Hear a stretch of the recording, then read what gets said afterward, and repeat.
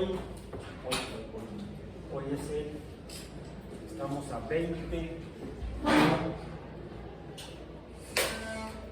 de octubre de 2022 y estamos en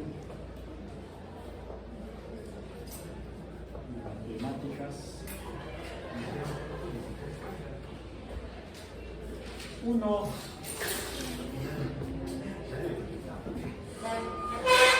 En el grupo B02 o 1 con ese 1. Es curioso cómo representamos estas cosas. En la sesión pasada, que fue cuando iniciamos formalmente el curso, el pasado 18 de octubre, la primera semana de este trimestre 22 otoño, o 22O, comenzamos nuestro curso de Matemáticas 1, correspondiente a los planes de estudio de las licenciaturas de Biología o licenciatura en Biología. A veces las preposiciones son importantes.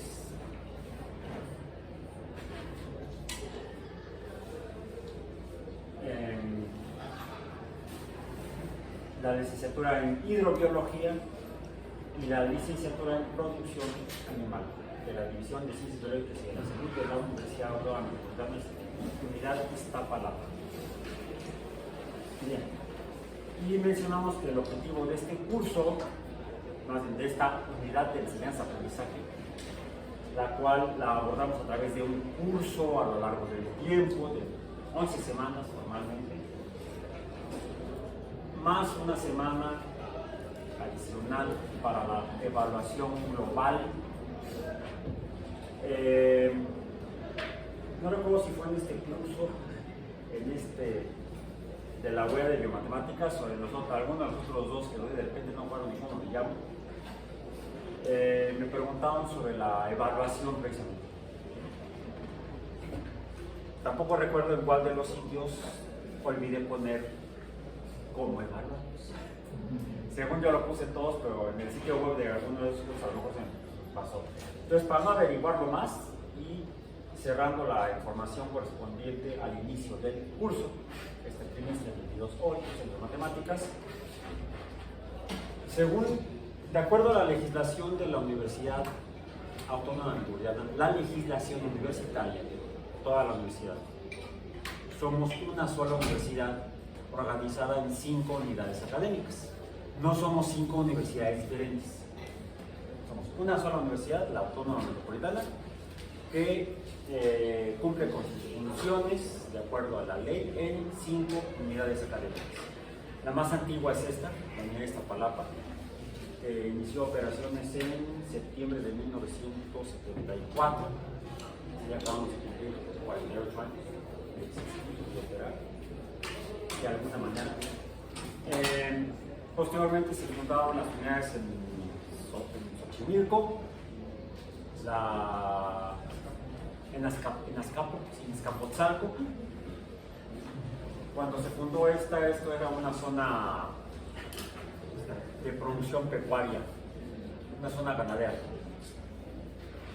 Xochimilco era agrícola, sigue siendo agrícola todavía, a pesar de los pesares. Y Azcapotzalco era zona industrial.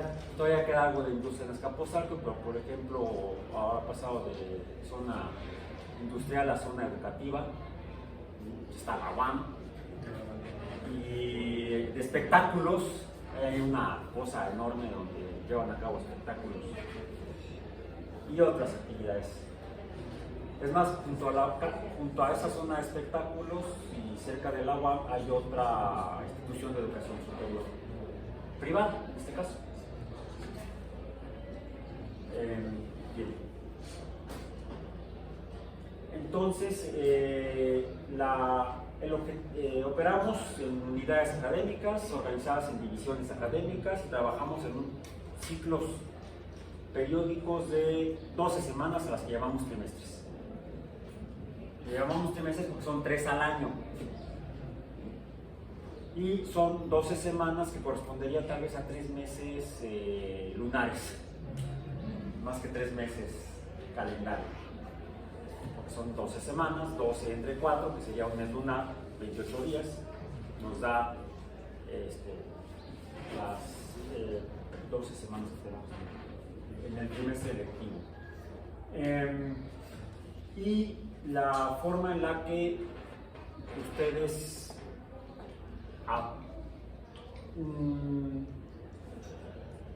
se enfrentan,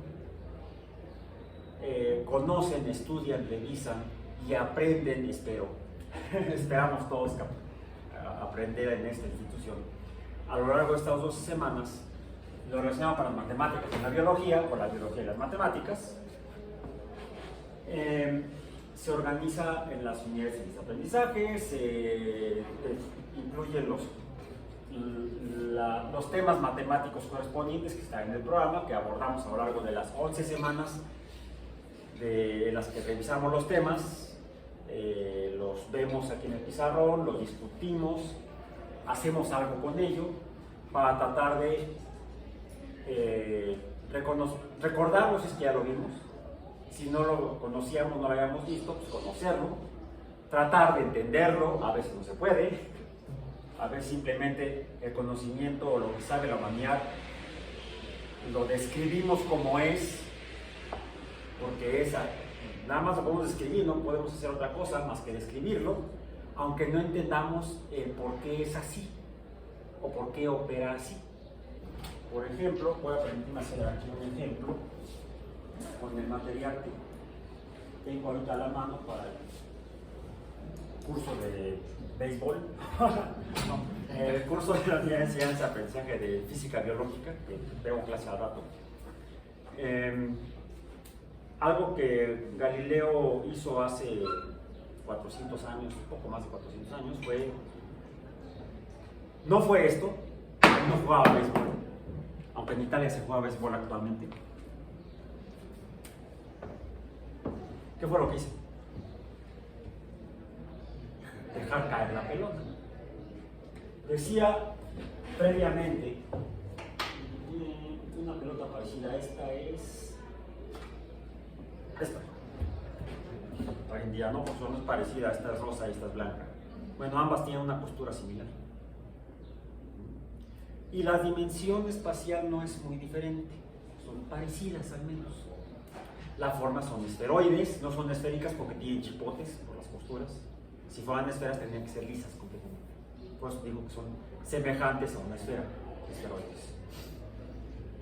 Pero la principal diferencia más allá del color, y cuando compré esta parte al menos decía la marca que parte de lo que pagué yo por comprar paquete de pelotas, se iba a destinar a investigación sobre cáncer de mama.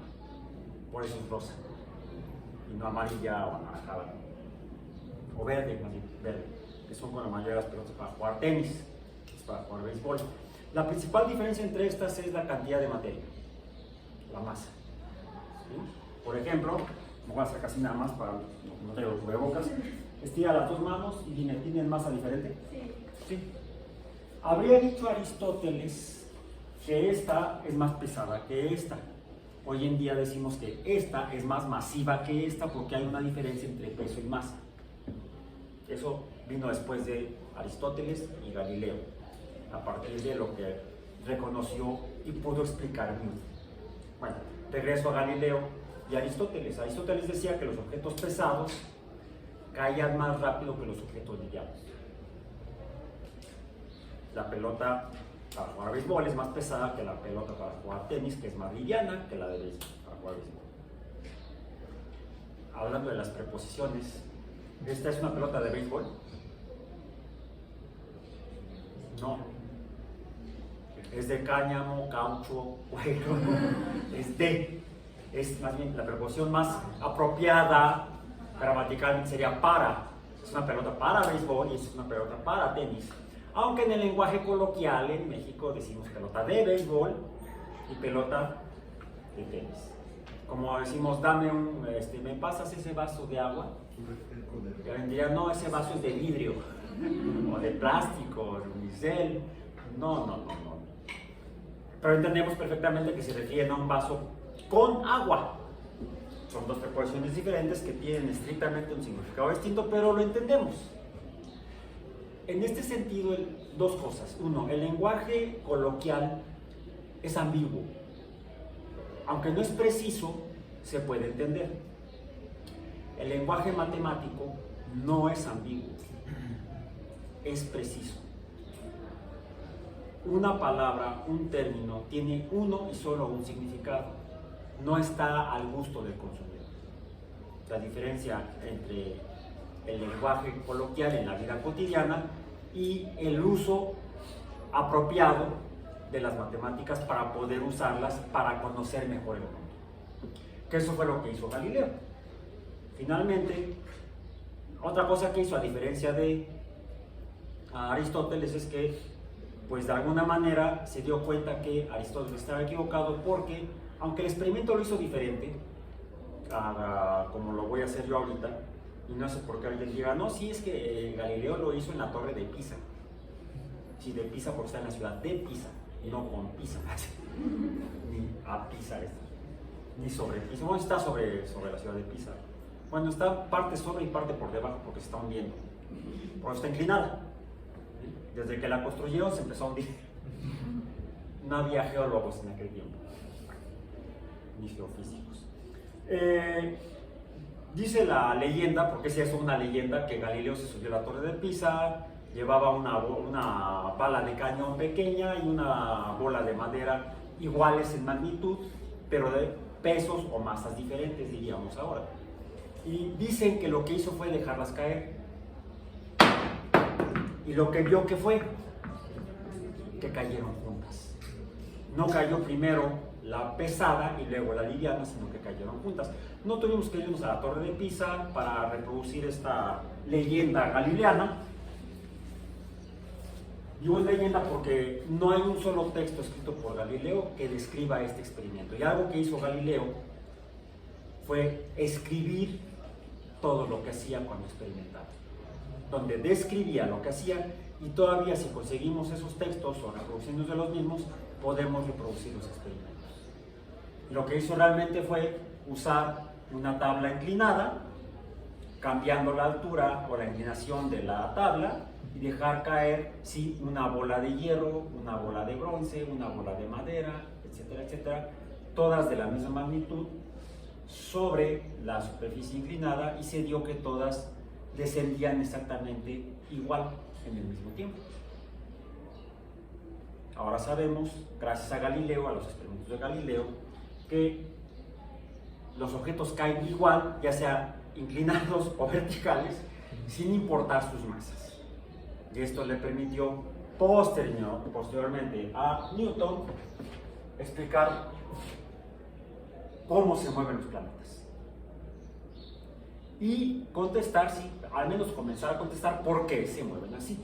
Fíjense, de balas de cañón y bolas de madera al movimiento de planetas, a través de la experimentación. Fue algo importante en la historia de la biología porque permitió comenzar a fundar la biología como ciencia en el siglo XIX, 2 siglos después de Galileo, entre 1600 y 1610 hizo esos experimentos Galileo, aunque los publicó hasta 20 años después, en 1632, en Diálogo sobre 2 nuevas ciencias, sería el título en español de ese libro. De manera similar, Gregor Mendel, y de esta manera comenzamos a abordar o tratar de alcanzar el objetivo general del curso de acuerdo a lo que dice el programa, hablando de programas de los cursos. Sí, comenzamos a ver el lunes pasado, sí fue el lunes, no, el martes pasado, a tratar de alcanzar el objetivo general del curso, que en el programa dice que es efectuar algunos elementos matemáticos para el estudio de procesos y fenómenos biológicos, cuyo primer tema del programa es conjuntos y números reales. La unidad 1, pongamos también con este 1, es conjuntos y números reales. Ok. Y para eso les indiqué en el sistema de información, en el sitio y en el sitio web del curso, que primero vieran y luego volvieran a ver, o sea, revisaran un documental que yo digo que relaciona la biología y las matemáticas. Vemos para alcanzar el objetivo de este curso, que ya lo mencionamos, a través de estos dos conceptos. Son dos conceptos: los conjuntos es un concepto matemático y los números reales son otro concepto matemático, para encontrar la relación entre la biología y las matemáticas. Y para eso no solamente es importante, y lo vamos a hacer, revisar y recordar qué son los números. ¿Hay más de un número? Pues sí, aquí estoy viendo un 0 y un 1. No, pero hay más de un tipo de números. O todos los números son iguales, más allá de la magnitud de lo que interpretamos como el valor de cada número. Porque de hecho, el concepto de número es un concepto abstracto. Y suena contradictorio, paradójico, también podría sonar sentadógico.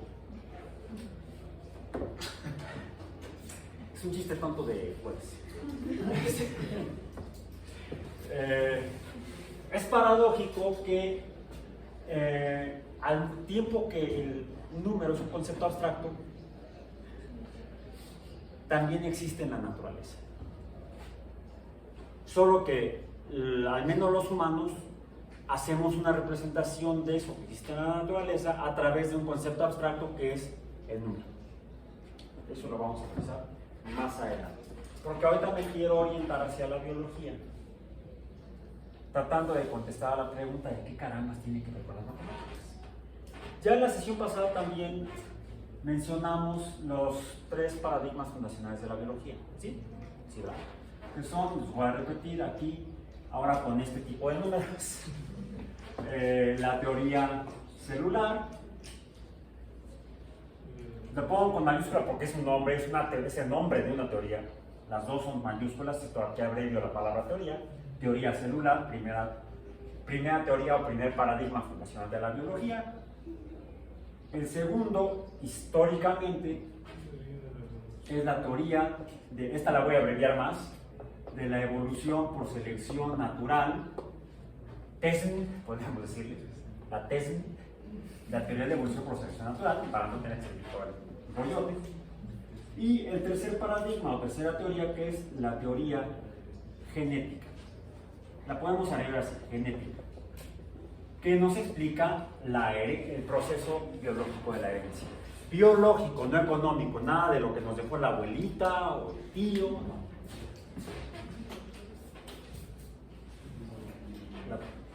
Que esta explica cómo se transmite las características de padres, bueno, de abuelos a padres a hijos, a lo largo del proceso reproductivo de las células, tanto en las células, tanto en los organismos celulares o unicelulares, como en los multicelulares, como nosotros.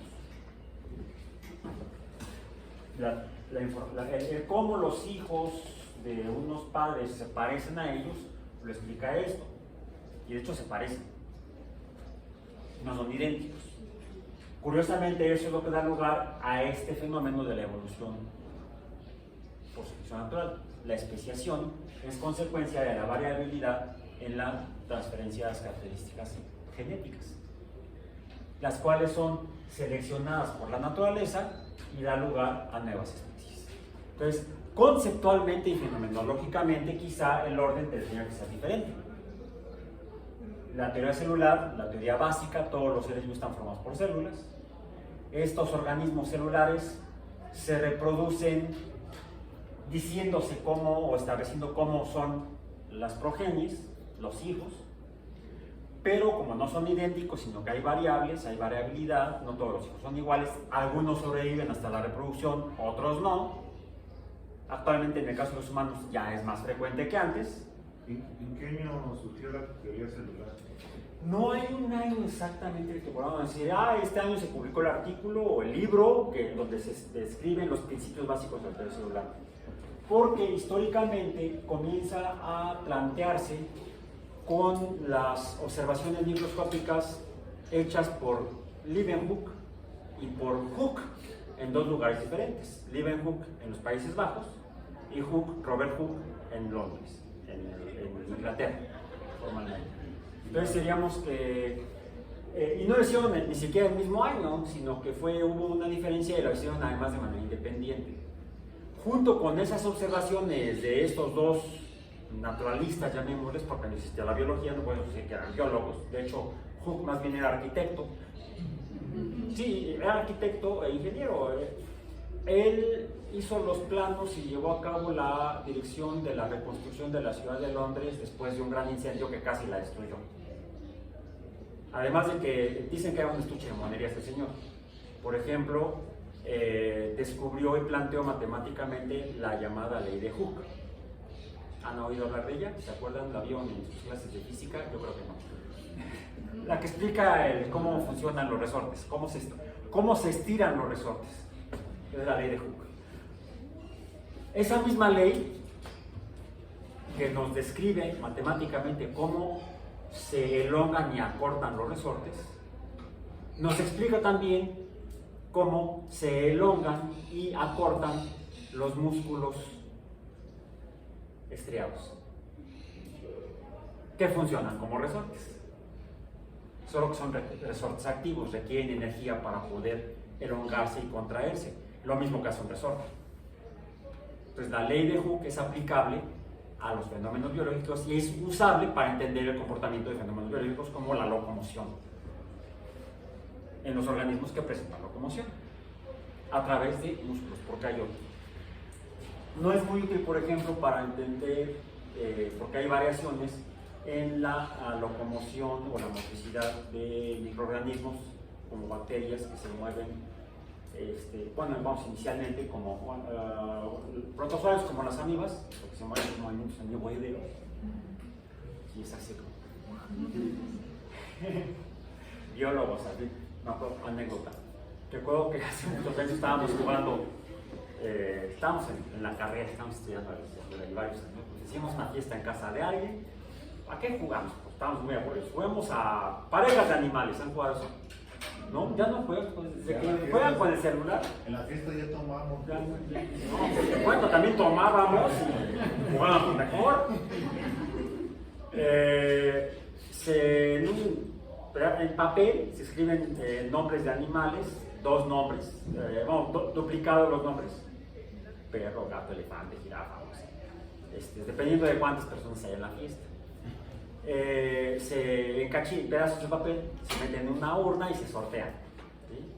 Entonces, sin decir, cada quien toma un papel, lo lee, se lo guarda y tiene que comportarse o hacer lo que hace ese animal. Y entonces debe encontrar a su pareja, sin hablar, sin mencionar qué animal, sino solamente haciendo lo que hace el animal. Por ejemplo, si es perro, guau, guau, guau, guau; si es gato, miau, miau; si es león, guau, no sé. Pero biólogos, al fin, poníamos amiba, levadura, euglena.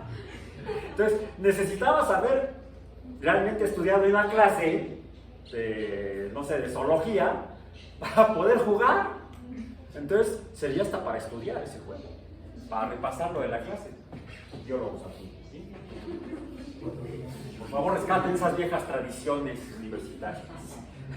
Ya que se las conté, la parte histórica. Bueno, entonces el hecho es que la teoría celular no hay una fecha o año, ni siquiera lugar en el cual podemos decir.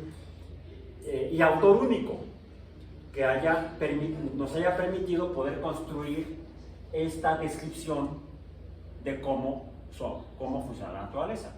Y ahora sabemos que esto es cierto. Es una explicación de la vida, al menos en la Tierra, de que todos los seres vivos, todo lo que sea un ente biológico vivo, está formado por células. ¿Y eso fue antes que la teoría atómica? No, mucho antes. Esto porque, vamos, Leeuwenhoek, él vivió en el siglo XVII. Fue más o menos contemporáneo, fue anterior a Newton y un poco posterior a Galileo. Está en ese transcurso del siglo XVII, no fueron exactamente a la misma edad. Googleen las biografías de estos autores. Robert Hooke, de hecho, fue contemporáneo de Newton. Es más, fueron enemigos. Y al grado tal, Robert Hooke llegó a ser presidente de la Royal Society, una sociedad de filósofos, porque la ciencia estaba en construcción. Fueron a ser científicos que habitaban en las Islas Británicas, principalmente ingleses, más no solamente ingleses. Recuerden que en la Isla Mayor hay tres territorios, 3 naciones, 3 estados,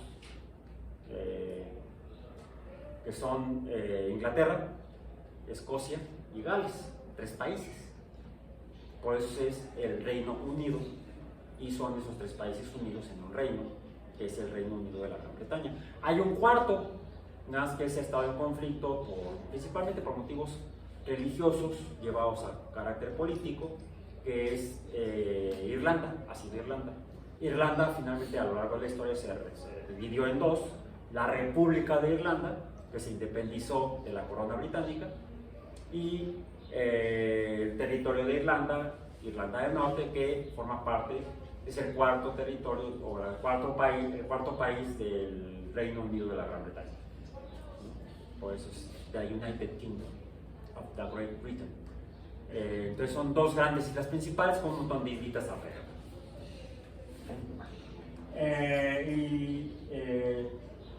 Robert Hooke fue presidente de la Royal Society, de la cual también formaba parte Newton.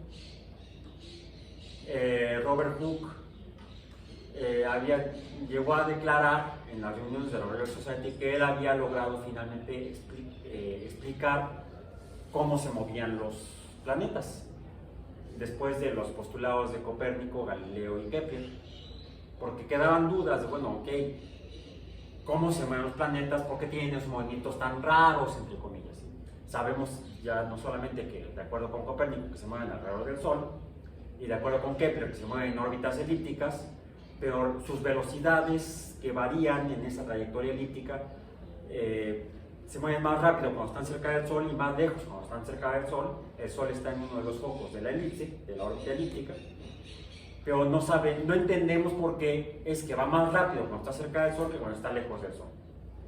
Eso lo había descrito, o sea, había dicho, así se mueven Kepler, de hecho, en su segunda ley del movimiento planetario. Los planetas se mueven, recorren, bueno, voy a permitirme hacer un paréntesis para aclarar ese punto, que tiene que ver con esto. Es importante entender la historia de lo que estudiamos, de lo que necesitamos entender, y lo entendemos mejor si tenemos el contexto histórico. De esa manera, 2 cosas. Entendemos mejor cómo surgió ese conocimiento. No fue ocurrencia o se le prendió el foco a alguien, porque el foco todavía no alimentaba Tomás Alva Edison. Se les prendía la vela, yo creo, como San Judas Tadeo. Tampoco le prendían una veladora a San Judas Tadeo para poder tener la nueva teoría científica, ¿no? Sino que es un proceso intelectual muy humano, muy humano.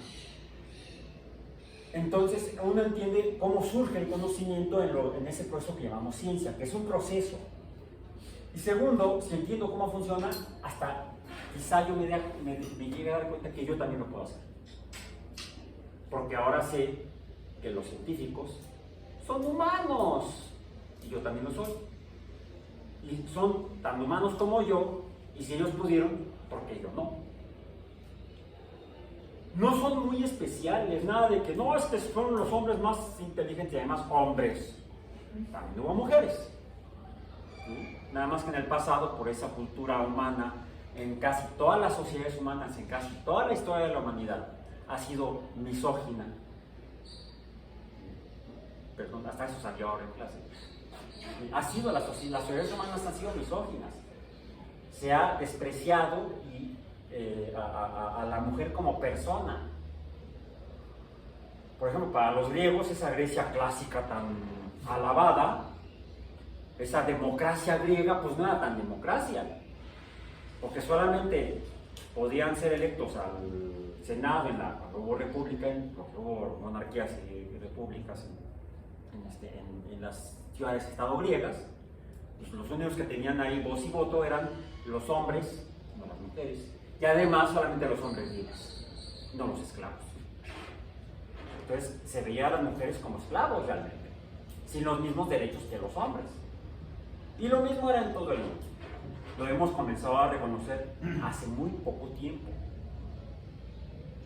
Quizá el pico donde reconocimos que estamos haciendo pendejadas por ser así fue hace como unos 40 años, 50 años quizá más, o sea, no 40 sino como 50.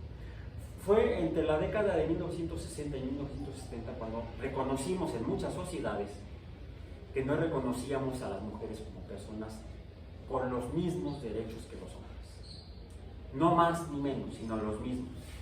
Fue cuando surgió el movimiento feminista, entre la década de 1960 y 1970. ¿Qué pasó después? No lo sé. Yo le llamaría una actitud reactiva, una actitud reaccionaria por parte del poder masculino. Porque hubo mujeres científicas tan importantes como hombres, pero poco reconocidas históricamente. Una de las más antiguamente, de las que afortunadamente tenemos noticias, una matemática de la cultura helénica, pero que vivió en el norte de África, en Egipto, Hipatia de Alejandría. Hipatia. Que algunos dicen que Hipatia fue la primera que explicó el movimiento de los planetas en órbitas elípticas, pero no hay la evidencia absoluta que nos confirme que eso fue cierto. Finalmente, la hipótesis, regresamos, fíjense cómo regresamos a las órbitas elípticas, en las cuales hay un centro en la elipse, que es donde se cruzan el eje mayor y el eje menor, y tenemos dos focos. Están medio chuecos, pero aquí le ponemos una sonrisa, parece que está una carita, ¿no? Es también algo muy, muy humano. Siempre reconocemos caras, todos hasta en un pan tostado o en una tortilla. Y a veces vemos hasta la Virgen de Guadalupe. Lo voy a decir ni modo, es que he visto fotografías donde está en el culo de un perro. Y bueno, lo que decía Kepler es que los planetas recorren Esto lo vieron desde los asirios cuando observaban el cielo. Recuerden que lo mencionamos, los asirios medían el cielo, medían las posiciones de las estrellas, bla, bla, bla. Y ya se habían dado cuenta que 5 estrellas que ellos veían a lo largo del año, que también se movían, como todas las demás estrellas, pero esas 5 se movían rápido. A veces, si uno ve a lo largo del año, día tras día, lo más seguido que se pueda, la posición de estrellas pues, se van moviendo más o menos a lo largo del arco de la bóveda celeste. Vamos a decir magnitudes de ángulos iguales. Es así como medían las distancias entre estrellas mediante geometría. Medían la Tierra y medían las estrellas. Geometría, así le llamamos. Mediante ángulos. ¿Sí? Y se mueven todas. Por ejemplo, los 3 Reyes Magos nunca vemos que se separen el cinturón de Orión. No vemos que se separen unas y otras. ¿No? Van siempre juntitas. De hecho, toda la constelación de Orión se mueve juntas. Y junto a Orión está más o menos Tauro y también se mueven juntas. Y más o menos, y es constante a lo largo del año hasta que las volvemos a ver. Ya los asirios, y parece que también en otros lugares del planeta, porque también hay registros mayas, de que también veían esas, tanto a las estrellas fijas, las que se mueven juntas, como esas 5 estrellas que se movían raro. Por eso los griegos les llamaban estrellas errantes, astares planetes. Y algo que notaban es que respecto a las estrellas fijas, cuando veían la posición de una de esas 5 estrellas, pues parecía que se movían juntas, de repente se empezaba a mover más despacio. O sea, la posición que ubicaba en la bóveda celeste de semana a semana era cada vez menor respecto a las estrellas fijas. Hasta que parecía incluso que se detenía. Velocidad cero. Y luego se empezaba a mover, pero al revés. Luego se volvía a detener y luego volvían a avanzar y luego cada vez más rápido. Si las estrellas tenían movimientos en la bóveda celeste más rápidos en un momento, en unas semanas, y más lentos en otros momentos. Variaba la velocidad iban rápido, luego se aletargaban y luego se aceleraban y luego se aletargaban. Finalmente, a partir del modelo copernicano en el que se reconoce que los planetas se mueven no alrededor de la Tierra, que es como lo vemos, sino que se mueven alrededor del Sol y la Tierra también. Por eso es que vemos que los planetas se mueven aparentemente alrededor de nosotros con ese movimiento raro, es porque se mueven alrededor del Sol. Pero Copérnico decía que eran trayectorias circulares, en círculos, porque él todavía era medio filosófico aristotélico y para Aristóteles el círculo era perfecto. Entonces, todavía Copérnico, arraigado a ese modelo filosófico, a pesar de sus observaciones, dijo, se mueven en órbitas circulares. Pues no, ahí sí se equivocó. Estuvo correcto en el sentido de que los planetas se mueven alrededor del Sol, pero no en trayectorias circulares. Fue Kepler quien, después de muchos, hasta conflictos personales, porque no entendía, gracias a las observaciones y mediciones muy precisas de Tycho Brahe, llegó finalmente a la conclusión de que se mueven no en órbitas circulares alrededor del Sol, sino en órbitas elípticas, y el Sol no está en el centro, sino que está en uno de los puntos. Primera comprensión. Los planetas se mueven en órbitas elípticas alrededor del Sol. Pero, ¿y luego cómo explica? ¿Qué onda con el movimiento rápido y lento?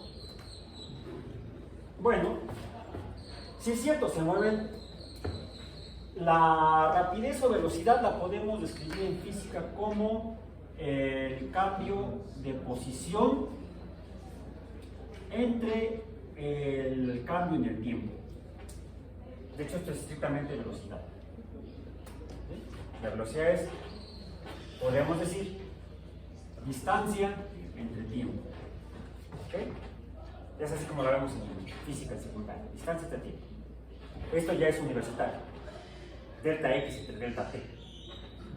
Y más universitario sería la velocidad es la derivada de la posición entre la derivada del tiempo.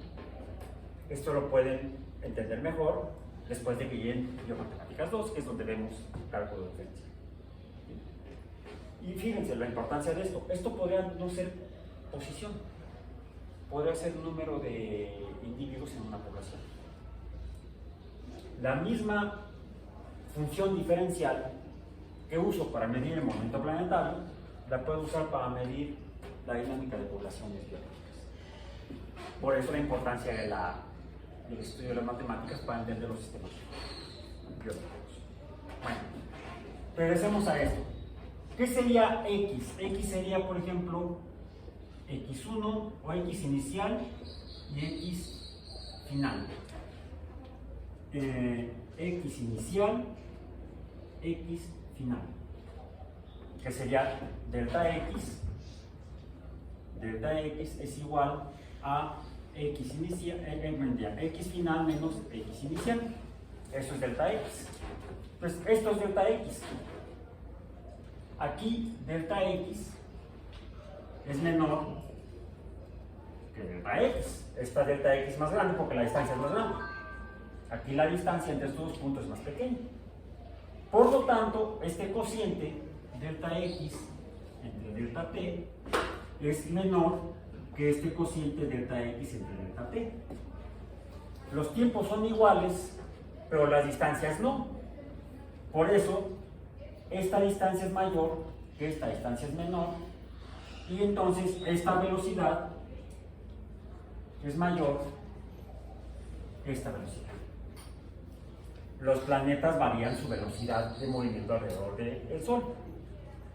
Pero en tiempos de Kepler era difícil medir o calcular valores en funciones no lineales, y esto no es lineal, es una curva. Porque lo que decía Kepler es que aquí lo que tengo es algo parecido a un triángulo, y acá tengo otro triángulo, ¿sí? Aunque uno de los lados sea un arco y no una línea recta. No importa, yo podría calcular esta área, ya se me está acabando la tinta del pulmón, ¿sí? Y a la conclusión que sí llegó Kepler fue: estas dos áreas son iguales, en tiempos iguales. Delta T, vamos a llamar delta T1, delta T2, delta T1 es igual a delta T2. Pero delta X1 es mayor que delta X2. Por eso es que B1 es mayor que B2. Lo que vemos al ver el movimiento de los planetas. Esto es vivencial, es experimental, es práctico. Y no es una abstracción, lo estoy viendo. Estoy viendo que el cambio de posición aquí es mayor que acá. Y los tiempos son iguales. Las áreas son iguales, y esta es la segunda ley de Kepler. Los planetas recorren en la trayectoria elíptica, no en la trayectoria, sino en la superficie de la elipse, áreas iguales y tiempos iguales. Segunda ley de Kepler. ¿En qué mes del año está más cerca del Sol? Depende de cada planeta. No, la Tierra. La Tierra. Está más o menos en la época de invierno, entre diciembre y enero. Es más, es en enero. Es alrededor del cumpleaños de Newton, que es el 4 o 5 de enero, no me acuerdo exactamente la fecha. ¿Sí? En los primeros días de enero, el Sol está la Tierra está más cerca del Sol. Está en su afelio, creo que sí es afelio. Siempre hago bolas en los nombres. Está más cerca del Sol en enero. Fíjense, cuando es el invierno aquí, estamos más cerca del Sol, como 2 millones de kilómetros más cerca, que en julio, que es cuando es verano, y estamos 2 millones de kilómetros más lejos del Sol. La Tierra estaría por aquí en julio y por acá en enero. ¿Y por qué hace más frío en enero que en julio? No es por la distancia al Sol, es por la inclinación del eje terrestre. Digamos, estamos inclinados en esta época del año, en julio, el hemisferio norte está inclinado hacia el Sol, entonces recibimos más luz, más radiación solar, y luego se calienta más la superficie. En cambio, en invierno, ¿sí?, les toca a los del sur. Ok, bueno. Entonces, esto fue la base que usó Newton para explicar el movimiento de los planetas.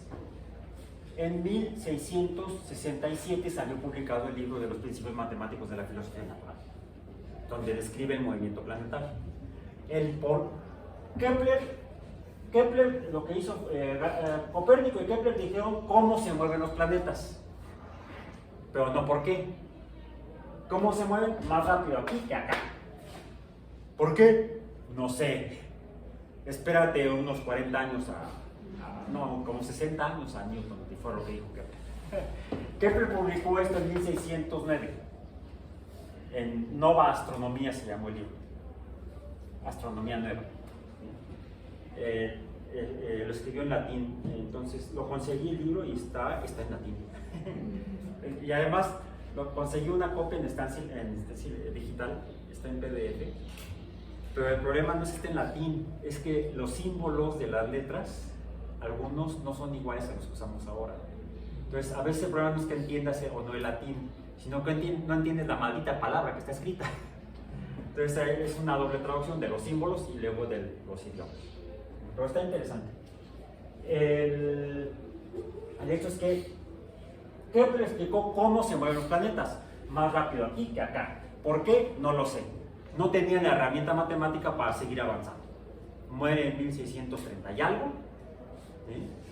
Después muere Galileo en 1642 y en 1643 nace Newton.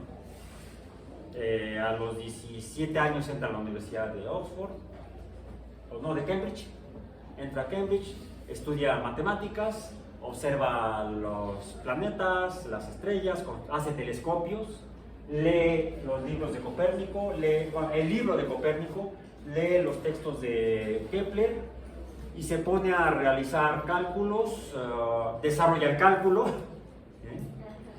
y llega a la conclusión de que los planetas se mueven más rápido de aquí que acá, porque al estar más cerca hay una fuerza, le llama él, que es mayor cuando las masas de los astros, en este caso el Sol y el planeta correspondiente, están cerca. La fuerza es directamente proporcional al producto de las masas. La fuerza gravitacional es masa. No, que la gravedad no es una fuerza. Espérame, es que te estás adelantando 300 años, 3 siglos. ¿Sí? Así lo interpretó Newton. Son interpretaciones, son abstracciones como los números. La fuerza de... Por cierto, ¿qué es la gravedad? Una coyuntura del espacio-tiempo. Eso. Antiguamente, en tiempos de mi abuelita, todavía, y eso fue después de Newton, fíjense, después de Newton todavía, a principios del siglo XX, todavía a mediados del siglo XX, la gente decía, ¡ay, la pelota gravitó, se cayó!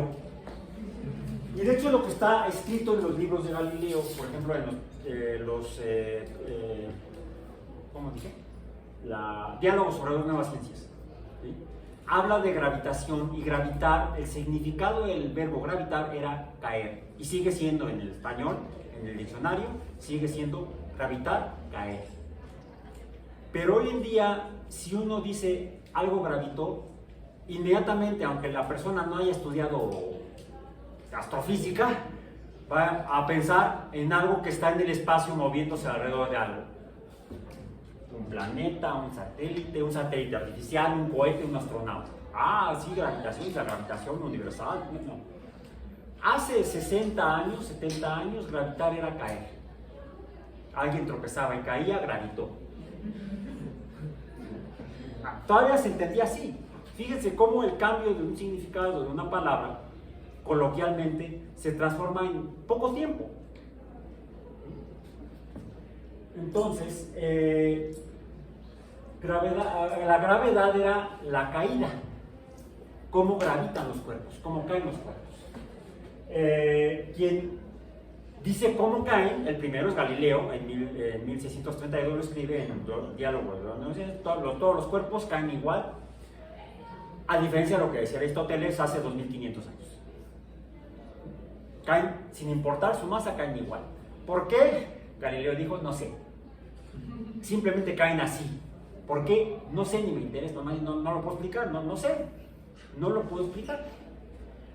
Tuvimos que esperarnos desde 1632 de los diálogos sobre las nuevas ciencias de Galileo hasta 1667 con la publicación de los principios matemáticos de la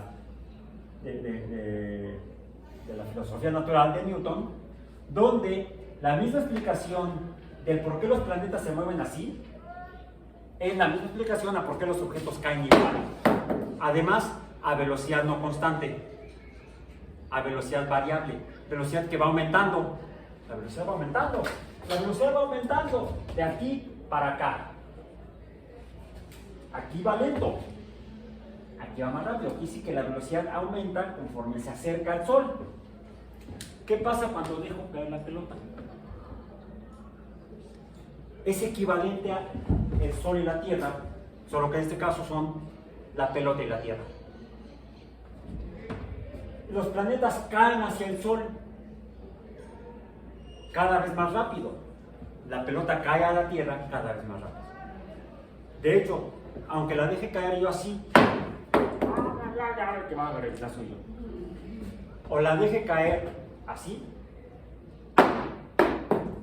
la velocidad hacia abajo es igual. Ahora, solo que, pásamela por favor. Cuando la dejo caer así, solamente está moviéndose en una dimensión. Cuando la empujo hacia allá, se está moviendo en otra dimensión perpendicular a la primera. Porque el piso no la deja caer. Si no hay nada que impida la caída, se va a mover vertical y horizontal en una trayectoria curva. Si yo logro que la velocidad horizontal sea suficientemente grande, voy a lograr, la Tierra es esférica, imaginemos que esta es la Tierra, esta es la pelota, la lanzo, si la dejo caer, cae sobre ella. Velocidad horizontal 0. Si la lanzo con una velocidad horizontal distinta de 0, pues va a caer más para acá, más para acá, más para acá. Conforme aumenta la velocidad horizontal, entra en órbita, es la velocidad de escape, o al menos la velocidad orbital. Si la velocidad es mayor, alcanzamos la velocidad de escape. Ahora, en ese sentido podemos seguirlas interpretando como fuerzas. Oiga, ¿y ahí por qué, si la Tierra va más rápido hacia el Sol, por qué no va más lento cuando se está alejando del Sol? Es que otra vez, la explicación parcial, porque todas las explicaciones en ciencia son parciales. La primera explicación de esto en ciencia parcial es la caída, que es la explicación que dio Galileo. Todos los objetos caen igual sin importar su masa. Y la otra cosa, llegó a dos conclusiones. La primera fue esa, todos los objetos caen igual sin importar su masa. Y la segunda fue que se dio cuenta que caían cada vez más rápido. Porque no es, fíjense, si yo empujo esta pelota sobre el piso, aunque se me tarima, la velocidad horizontal prácticamente no cambia. Si lo medimos, si logramos medir, lo podemos hacer grabándolo, por ejemplo, con una cámara de video. Y viendo cuadro a cuadro con una escala numérica, una regla, una cinta métrica, una escala de distancia que pongamos, podemos ir viendo qué distancia recorre, delta x, en tiempos iguales. Y vamos a verificar que normalmente, tiene bolita por favor, como decimos cuando hacemos cascarita en la calle. Normalmente en el movimiento horizontal de las esferas, de las pelotas, ruedan a velocidad constante. La distancia que recorre en tiempos iguales es igual hasta que finalmente se va deteniendo. ¿Por qué se va deteniendo? Porque al estar en contacto con el piso hay otra fuerza, eso lo explicaría Newton, que opera en sentido opuesto, tercera ley de Newton. ¿Sí? A toda acción hay una reacción en sentido opuesto, ¿sí?, que termina deteniéndola. ¿Sí? La fricción, en este caso. En este caso, la fuerza de fricción que se opone a la fuerza con la que yo moví inicialmente la pelota, que si no existiera la fricción, ¿alguno de ustedes ha patinado sobre hielo? Sí. Ahí la fricción es casi cero. La primera vez que patinaron sobre hielo, quizá gravitaron, y quizá la segunda ocasión que lo intentaron, terminaron en la pared. Afortunadamente estaba la pared. Porque al ser tan baja la fricción, si te impulsas o te empujan, tú te sigues. No hay una fuerza que se oponga a la que produjo tu movimiento inicial. Si pueden, vayan a patinar. Uno se divierte y aprende física. Y si van a ser biólogos, necesitan entender la física. Entonces, decíamos, Newton llega a la conclusión que va más rápido aquí porque depende del producto de las masas, de un cuerpo, de masa 1 por masa 2. De hecho, lo que dice que la fuerza, ¿cómo la llama? Se mueve más rápido porque hay una fuerza que depende del producto de las masas, pero también, ¿cuál es la diferencia aquí? Esto. A esto llamémosle distancia 1 y a esta distancia 2. Es mayor la fuerza aquí que acá. Cuando la distancia es pequeña, la fuerza es grande. Cuando la distancia es grande, la fuerza es pequeña. En otras palabras, la fuerza es directamente proporcional al producto de las masas e inversamente proporcional a la distancia, pero logra hacerlo más o menos con precisión al cuadrado de la distancia. Está incompleta esa fórmula o esa ecuación o esa función, está incompleta, le falta, porque aquí no nos daría el valor exacto de la fuerza de atracción entre estas dos masas, aunque midiéramos las masas con precisión y la distancia. Falta un numerito aquí que Newton no lo conoció. Él dio la descripción, no, es un número que no cambia, le decimos constante. Esa la pudo determinar experimentalmente otro inglés años después, que era muy especial esa persona. Nos dio a conocer su experimento. Entonces, ¿cómo sabemos que lo hizo? Porque después de que murió, su familia revisó sus papeles y encontró los experimentos que había hecho Lord Cavendish, quien experimentalmente midió y calculó la constante de gravitación universal en G mayúscula. Entonces, hay dos gravedades, hay dos Gs en física. La G mayúscula, que es la constante universal, y la G de la aceleración de caída de gravedad. Ya estuvimos hablando de física y de Galileo y de Newton y no hemos hablado del personaje de hoy. ¿Sí? Todo por la pregunta, y es que bueno, la pregunta de la teoría celular, ¿qué onda? Así como la teoría de... Aunque podemos decir que en 1667, Newton publicó esto, sin la G, Isaac Newton, ya está valiendo.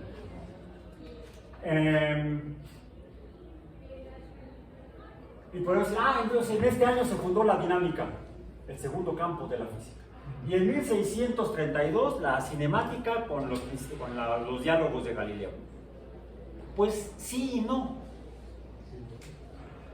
Porque realmente Galileo tardó como 20 años en aterrizar las ideas y publicarlas finalmente en 1632. Y este dato o esta explicación publicada en 1667 por Newton, en realidad partió de los experimentos de Galileo. Entonces, la teoría dinámica, la teoría de la dinámica, fundadora de la física, pues tampoco tendría una fecha exacta de publicación. ¿Sí? Habría sido entre 1610, vamos a decir 1609, que es cuando Galileo empezó a hacer esos experimentos, hasta 1667. Por cierto, decía Newton que él había llegado a esas conclusiones años antes, pero no las había publicado. Y regresando a un autor de la teoría celular, Robert Hooke, él decía que sí los había también llegado a esto años antes, que tampoco lo había publicado. Finalmente, el único que lo publicó fue Newton, quien a la muerte de Hooke, en la sala principal de la Royal Society estaban los cuadros de los presidentes de la Royal Society. Había sido también presidente de la Royal Society Edmund Halley, el del cometa de Halley, y como él, otros, estaba ahí el retrato de Robert Hooke. Bueno, a la muerte de Robert Hooke es nombrado presidente de la Royal Society Isaac Newton, y Isaac Newton tomó el cuadro de Hooke y lo echó a la chimenea. El hecho es que no sabemos cómo era Robert Hooke. No hay un solo retrato de él. Y de Newton hay un montón. Sí, era medio especialista, señor. Les digo, los científicos son humanos, algunos son mala onda, como Newton, otros son bastante buena onda. ¿Bien? Como Joseph Higgs. Higgs es simpaticísimo. Ok. Ahora, el tema de hoy. La teoría genética. esta sí podemos decir, aunque los experimentos tardaron como 8 años, la teoría genética es publicada en 1864. Y eso lo sé porque aquí tengo la traducción del texto, no el texto original, pero sí la traducción del texto. Déjenme ver, acá está. Acá está, en mi versión digital. Experimentos en la hibridación de las plantas. 1865 me equivoqué. No, espérenme. Lo presentó en la Sociedad Botánica en 1864 y se publicó en una revista que casi nadie leía en 1865. Está aquí el texto de lo que él previamente había leído y comienza experimentos en la hibridación de las plantas. Un trabajo sobre botánica por Gregor Mendel. Observaciones preliminares. Experiencia de la fecundación artificial. Nada más antes de continuar con esto. Lo que decías de la gravedad no es una fuerza. Voy a poner aquí nada más el dato para cerrar este comentario. En 1915,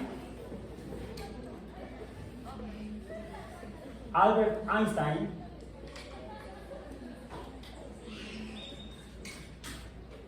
publicó un artículo en alemán donde explica por qué esto es así. Resulta que las masas de los cuerpos, de todos los cuerpos, pero es más importante, mientras más grande sea la masa, por eso el mío no pinta, pero la de la Tierra sí, la de la Luna también, aún el asteroide más pequeño también llega a pintar, porque son, no sé si han visto algunas reproducciones o ilustraciones de cómo sería ese asteroide al cual hace poco hicieron que colisionara una navecita espacial con ella para ver si lo modificaba un poco. Didymos. Didymos es más o menos del tamaño de una ciudad pequeña. O sea, tiene una masa grandota. Es una rocota enorme que qué bueno que no va a chocar con la Tierra, porque si no, han oído hablar de los dinosaurios. Más o menos. Para eso se hizo el experimento. Los dinosaurios tenían programa espacial. Nosotros sí tenemos que usarlo de manera provechosa.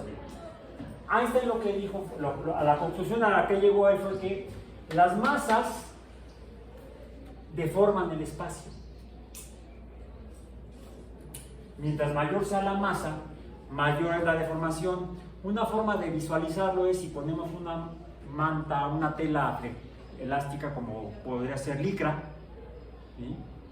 Y le dejamos caer la pelota de béisbol, pues se va a deformar la tela, va a dejarse horizontal, se le va a hacer una especie como de hoyo, como de pozo. Mientras mayor sea la masa, si en lugar de usar una pelota para el béisbol usamos una pelota para... Bueno, si usamos la de tenis se va a hundir, se va a formar, se va a curvar la tela. Si la arrojamos la pelota para béisbol, se va a curvar más la tela. Si la arrojamos una pelota para softball, más masiva, mayor la masa, se va a curvar más el tejido de la tela. Bueno, el modelo de Einstein lo que hace es interpretar al espacio como un tejido tridimensional al menos, el cual se deforma cuando hay presente en el espacio materia que tenga masa. Y mientras mayor sea la masa, mayor será la deformación de la tela, mayor será la curvatura. Se formará como una especie de resbaladilla cósmica. Y entonces, Por eso es que dicen que la gravedad no es una fuerza, sino una deformación en el espacio. Finalmente, la fuerza sí la sientes. Podemos seguirla interpretando. Podemos seguir interpretando el mundo y entenderlo, para entenderlo mejor y poder usar mejor ese conocimiento y esa comprensión, combinando las explicaciones. Esta es una explicación parcial, como la explicación de Galileo fue parcial. Y la misma explicación de Einstein de 1915 también es parcial. La ciencia siempre es parcial. Vamos escribiendo el libro de la ciencia poco a poco, haciéndolo más grueso y corrigiendo lo que está equivocado. Las órbitas no son circulares. Eso le ponemos una rayita encima con una nota equivocado y le ponemos abajo la nota correcta. Si no borramos el conocimiento, simplemente le ponemos, reconocemos que se aportó, tenía un error y lo corrigió fulanito, Kepler en 1600, por ejemplo, corrigió a Copérnico de 1543. 1543. Regresando a 1865, por Gregor Mendel. Observaciones preliminares. La experiencia de la fecundación artificial, tal como se efectúa en plantas ornamentales para obtener variaciones en su color, ha dado lugar a los experimentos que serán analizados aquí. Es que ya mi visión ya no es la misma de hace muchos años. Déjenme aumentar el tamaño de... Si tengo que ir a la óptica otra vez. Bueno, lo que sigue es un perro de contacto. La notable regularidad con la que las mismas formas híbridas siempre reaparecieron cada vez que hubo fecundación entre las mismas especies indujo a emprender los experimentos de más adelante con el objeto de seguir el desarrollo de los híbridos de su progenie.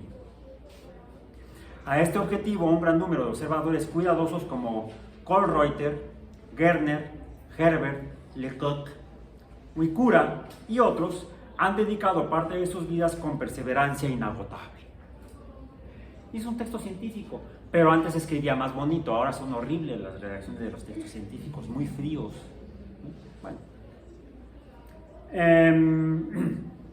Han dedicado parte de su vida inagotable. Gerner, especialmente en su trabajo, está en alemán, no lo voy a leer.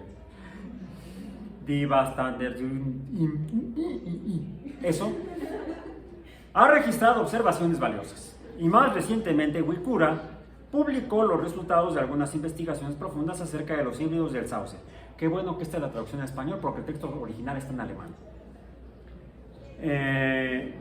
Que sí lo entiendo más o menos, pero me cuesta mucho trabajo pronunciarlo, por eso mejor no lo leo. Y digo, no lo leo en voz alta para no ser ridículo en público. Que a estas alturas no se haya formulado con éxito ninguna ley general aplicable que gobierne la formación y desarrollo de los híbridos, difícilmente sorprenderá a cualquiera que esté familiarizado con la extensión de la tarea y pueda apreciar las dificultades con las que tienen que lidiar los experimentos de esta índole. Solo podemos llegar a un veredicto final teniendo ante nosotros los resultados de experimentos detallados hechos en plantas pertenecientes a los más diversos órdenes. Aquellos que escudriñen el trabajo hecho en este departamento llegarán a la convicción de que entre los numerosos experimentos llevados a cabo, ninguno ha sido realizado hasta tal punto y de tal manera que permitan determinar el número de formas matemáticas, el número de formas diferentes bajo el cual la descendencia de los híbridos aparece, o para organizar estas formas con certeza de acuerdo a sus linajes separados, o definitivamente para determinar sus relaciones estadísticas matemáticas. Ciertamente se requiere valor para realizar una labor tan extensa. ¿Vieron el documental? ¿Ya lo pudieron ver? ¿Se fijaron cómo que es un conductor de televisión, bueno, pero ya falleció, cómo repite el experimento de Mendel, desde fecundar artificialmente las flores de chícharos guisantes o arvejas? ¡Qué paciencia! De monje franciscano, creo que era Mendel. Creo que era franciscano, la verdad no recuerdo. ¿O era dominico? No, dominicos son los plátanos. Me gusta más el tabasco. Ciertamente se requiere valor. Sí, también. Ajá. Ciertamente se requiere valor para realizar una labor tan extensa. No obstante, parece ser la única forma correcta de conseguir finalmente la solución a una pregunta, la importancia de la cual en relación con la historia de la evolución de las formas orgánicas no puede subestimarse.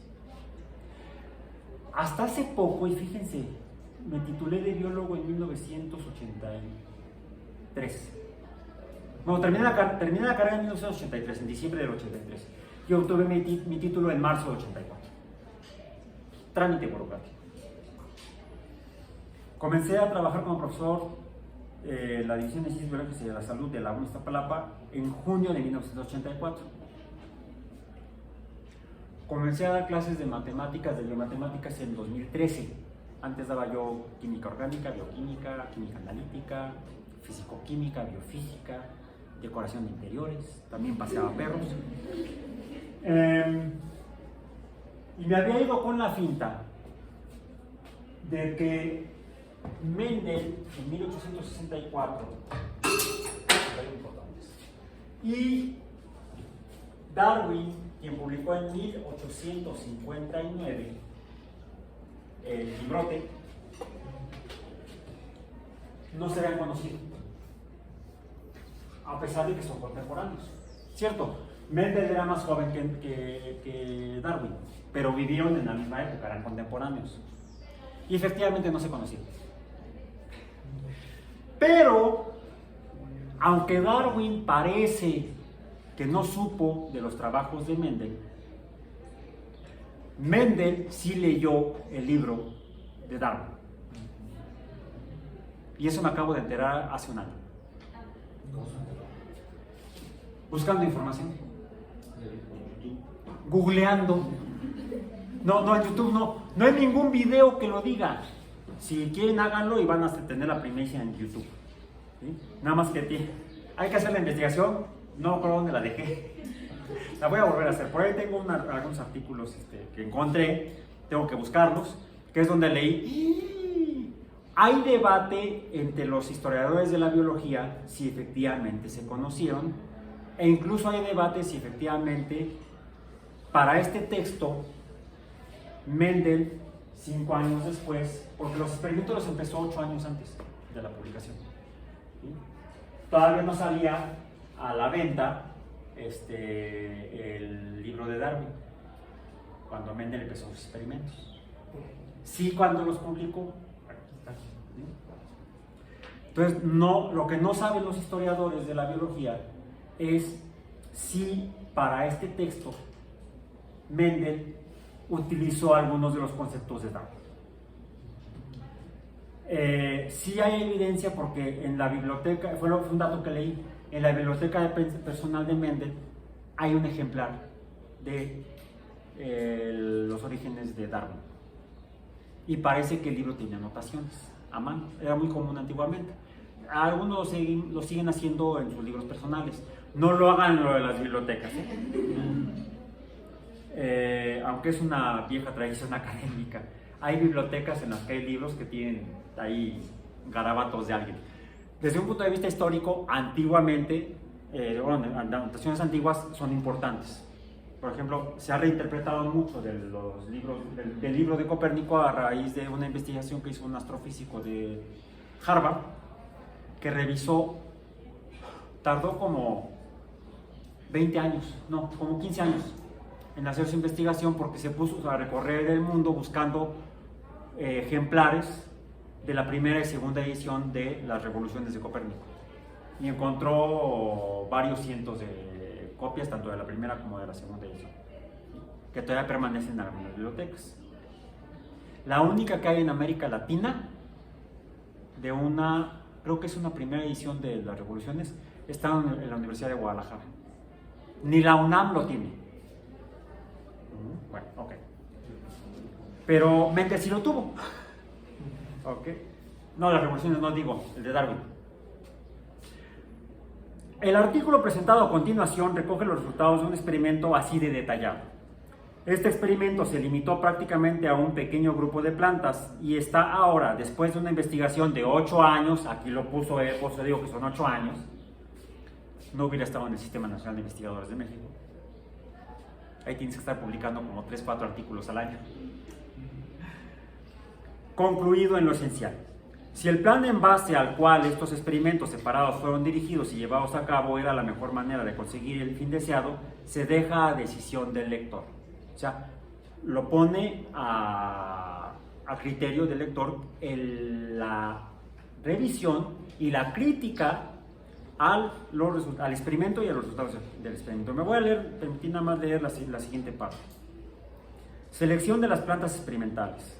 El valor y utilidad de cualquier experimento está determinado por la idoneidad del material para propósito para el que es usado, por lo que en el caso que nos ocupa no puede ser irrelevante qué plantas son sometidas a experimento y de qué manera tal experimento es llevado.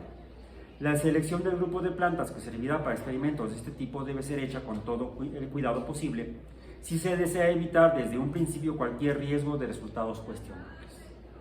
La regla sigue siendo válida hoy en día, en cualquier campo de las ciencias. Las plantas experimentales deben necesariamente, 1. Poseer características diferenciadoras constantes. 2. Los híbridos de estas plantas deben, durante el periodo de floración, estar protegidas de la influencia de todo polen externo o ser fácilmente proporcionables de dicha protección. 3. Los híbridos y su descendencia no deben sufrir ninguna alteración notable en su fertilidad en las generaciones sucesivas. 3. Vas a estar en la siguiente página, ¿sí? Y ya son nada más tres puntos. La fecundación accidental por polen extraño, si ocurriese durante los experimentos no fuese detectada, podría llevar a conclusiones totalmente erróneas. La fertilidad reducida o la completa esterilidad de ciertas formas, como ocurre con la descendencia de muchos híbridos, podría dificultar los experimentos o frustrarlos totalmente. Para descubrir las relaciones en las que las formas híbridas aparecen respecto a ellas mismas o respecto a sus progenitores, parece ser necesario que todos los miembros de las cepas desarrolladas en cada generación sucesiva sean, sin excepción, sometidos a observación. Desde un primer momento se ha prestado especial atención a las leguminosas a causa de su peculiar estructura floral. Experimentos realizados en varios miembros de esta familia llevaban al resultado de que el género Pisum cumplía los requisitos necesarios. Aquí voy a suspender esta lectura. Continúa y en las páginas siguientes empieza a describir cómo hace el experimento, bla, bla, bla, bla, bla, cómo define el experimento y comenzamos con números. Repite el experimento varias veces a lo que llama primer experimento, segundo experimento, etcétera, etcétera, etcétera, y habla de 60 fecundaciones en 15 plantas, 58 fecundaciones en 10 plantas, etcétera, etcétera. Con esos números de repeticiones es que él empieza a poder hacer relaciones entre cantidades numéricas. Y es por eso que el resto del artículo y en los resultados lo que presenta son un montón de números. Y esto, dejen ustedes o los números, empezó a hacer relaciones entre números, proporciones.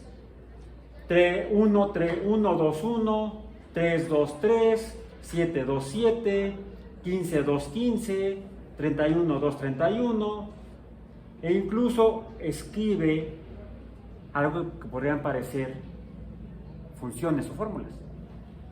Y quizá es por eso que sus colegas botánicos terminaban aburriéndose, pero que en esta clase de biomatemáticas.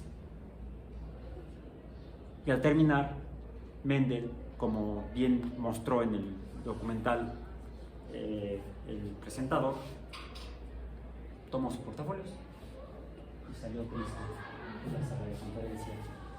Y parece que nunca más volvió a hacer experimentos de ese tipo.